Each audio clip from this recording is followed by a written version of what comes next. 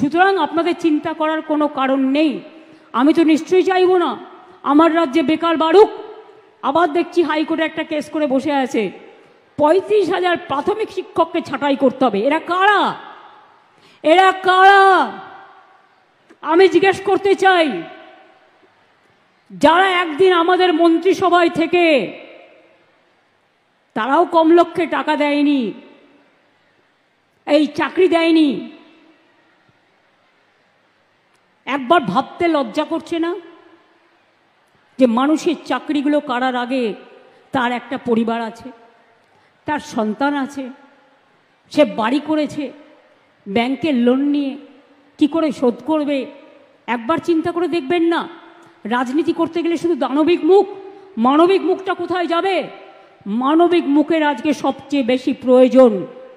আর শিক্ষক শিক্ষিকারা আমি বলি, আপনারা নিশ্চিন্তে স্কুলে গিয়ে ক্লাস করুন, আপনাদের মাইনে নিয়ে ভাবতে হবে না। আইনের মধ্যে থেকেই রাজ্য সরকার আপনাদের কাজ করে দেবে। আপনি এ না বি এটা কোর্ট ঠিক করবে, আমরা নই।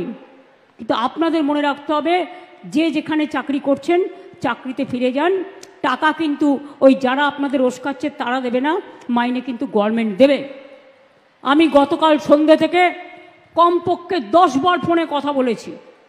আমি কলকাতায় থাকলে হয়তো 1 সেকেন্ডে মিটিয়ে দিতে পারতাম, কিন্তু যেহেতু আমি মিদনাপুরে আছি, আমি রাত 12টা পর্যন্ত কথা বলেও দেখছি কেউ কেউ রিজিড আছে যে টেন্টেড আনটেন্টেড লিস্ট বের করতে হবে। আরে আপনার কি যায় আসে? কেন অন্যদের কথায় পা দিচ্ছেন?